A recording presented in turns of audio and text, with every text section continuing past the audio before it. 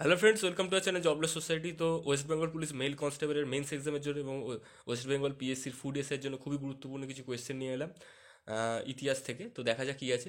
রবিকীর্তি প্রণীত আইহোল প্রশস্তি থেকে কার কৃতিত্বের কথা জানা যায়? তো এটির অ্যান্সার হচ্ছে দ্বিতীয় পুলকেশীর। নেক্সট, রাজতরঙ্গিনী গ্রন্থের রচয়িতা কে? তো এটির অ্যান্সার হচ্ছে কলহন। ঠিক আছে, নেক্সট কোশ্চেন, মহাভারতের রচয়িতাকে? মহাভারতের রচয়িতা হচ্ছে ব্যাস বা বেদব্যাসও বলতে পারো। ইন্ডিকা গ্রন্থটি কার লেখা? ইন্ডিকা গ্রন্থটি হচ্ছে মেগাস্তিনিসের লেখা। তহকিক ই হিন্দ বা কিতাবুল হিন্দ কার রচনা? এটা হচ্ছে আল বিরুনির রচনা। Next, Ibn Battuta. Ibn Battuta কোন গ্রন্থটি রচনা করেছেন? তো এটার অ্যান্সার হচ্ছে কিতাবুল রেহলা বা কিতাবুল রাহুলা। ঠিক আছে, ইবন বতুতা কার সময় ভারতে আসেন? তো এটির অ্যান্সার হচ্ছে মোহাম্মদ বিন তুগলক। ঠিক আছে, গৌতমীপুত্র সাতকর্ণী কোন বংশের রাজা ছিলেন? গৌতমীপুত্র সাতকর্ণী ছিলেন সাতবাহানা বংশের রাজা। চন্দ্রগুপ্ত মৌর্যের রাজত্বকালে কোন গ্রিক দূত এদেশে এসেছিলেন? তো এটির অ্যান্সার হচ্ছে মেগাস্তিনিস। নেক্সট কোশ্চেনে যাব। ঝিলম নদীকে হিদাসপিস নাম দিয়েছেন কারা? তো এটা অ্যান্সার হচ্ছে গ্রিক। গ্রিকরা ঝিলাম নদীকে হিদাসপিস নাম দিয়েছিলেন। আলেকজান্ডার ও পুরুর মধ্যে যে যুদ্ধ হয়েছিল সেটা তরাইনের যুদ্ধ, পানিপথের যুদ্ধ, হলদিঘাটের যুদ্ধ না হিদাসপিসের যুদ্ধ? তো এটি অ্যান্সার হচ্ছে হিদাসপিসের যুদ্ধ। কত সালে আলেকজান্ডারের মৃত্যু হয়েছিল? তো এটার অ্যান্সার কী হবে? তো এটার অ্যান্সার হচ্ছে অপশান খ, 323 খ্রিস্টপূর্বাব্দে। ঠিক আছে, নেক্সট নেক্সট কোশ্চেন হচ্ছে প্রজ্ঞা পারমিতা সূত্র রচয়িতা কে? প্রজ্ঞা পারমিতা সূত্র রচয়িতা হচ্ছে নাগার্জুন।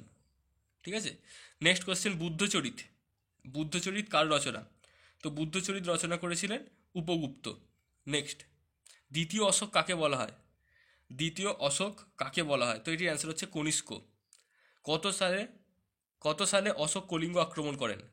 তো এটির অ্যান্সার হচ্ছে 261 খ্রিস্টপূর্বাব্দে। কোন যুগে গান্ধার শিল্পরীতির বিকাশ ঘটেছিল? কোন যুগে গান্ধার শিল্পরীতির বিকাশ ঘটেছিল? তো এটির অ্যান্সার হচ্ছে গুপ্ত যুগে। ভারতে অ্যাটিলা বলা হয় ড্যাশকে? ভারতের অ্যাটিলা বলা হয় কাকে? তো এই কোশ্চেনটির অ্যান্সার হচ্ছে অপশান ঘ, মিহিরকুলকে। কোন বছর থেকে শকাব্দ চালু হয়েছিল? কোন বছর থেকে শকাব্দ চালু হয়েছিল? তো এটির অ্যান্সার হচ্ছে 78 খ্রিস্টাব্দ। গুপ্ত সমুদ্রগুপ্তের সভাকবি কে ছিলেন? সমুদ্রগুপ্তের সভাকবি কে ছিলেন? তো এটির অ্যান্সার হচ্ছে হরিসেন। নেক্সট পেজে যাব। দ্বিতীয় বৌদ্ধ সম্মেলন কার সময় হয়েছিল? তো এটির অ্যান্সার হচ্ছে কালাশোকের বা কাকবর্ণের আমলে হয়েছিল। আলবেরুনি কার সঙ্গে ভারতে আসেন? নেক্সট কোশ্চেন হচ্ছে আলবেরুনি কার সঙ্গে ভারতে আসেন? তো এটির অ্যান্সার হচ্ছে সুলতান মাহমুদ।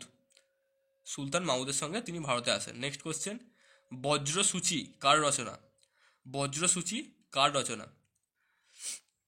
তো এটির অ্যান্সার হচ্ছে অপশান ঘ, বজ্রসূচি হচ্ছে অশ্ব ঘোষের রচনা। নেক্সট, খাজুরাহের মন্দিরগুলি কোন রাজাদের কীর্তি? খাজুরাহের যে মন্দিরগুলি আছে সেই মন্দিরগুলি কোন রাজাদের কীর্তি? না চান্দেল রাজাদের কীর্তি। ভারতের নেপোলিয়ন কাকে বলা হয়? ভারতের নেপোলিয়ন সমুদ্রগুপ্তকে বলা হয়। ভারতের নেপোলিয়ন বলা হয় সমুদ্রগুপ্তকে। ময়ূর চিহ্নযুক্ত রৌপ্য মুদ্রা কে প্রচলন করেন? ময়ূর চিহ্নযুক্ত রৌপ্য মুদ্রা কে প্রচলন করেন? তো এই কোশ্চেনটির অ্যান্সার কী হবে? তো এই কোশ্চেনটির অ্যান্সার হবে প্রথম চন্দ্রগুপ্ত। ঠিক আছে, নেক্সট, সারনাথ স্তম্ভ কে নির্মাণ করেছিলেন? সারনাথ স্তম্ভ কে নির্মাণ করেছিলেন? তো এটি অ্যান্সার হচ্ছে সম্রাট অশোক। প্রাচীন ভারতের জ্যোতির্বিজ্ঞানী আর্যভট্ট কোন যুগের লোক ছিলেন? কোশ্চেনটা আনি, হ্যাঁ, প্রাচীন ভারতের জ্যোতির্বিজ্ঞানী আর্যভট্ট কোন যুগের লোক ছিলেন? তো এই কোশ্চেনটির অ্যান্সার কী হবে? তো এই কোশ্চেনটির অ্যান্সার হবে অপশান খ, গুপ্ত যুগের। গীত গোবিন্দম কে রচনা করেন? গীত গোবিন্দম রচনা করেন অপশান গ, জয়দেব। হিউয়েন সাং রচিত গ্রন্থটির নাম কি? হিউয়েন সাং রচিত গ্রন্থটির নাম হচ্ছে সি ইউ কি। তো আজকের ইতিহাসের এই কয়েকটা কোশ্চেন রইল।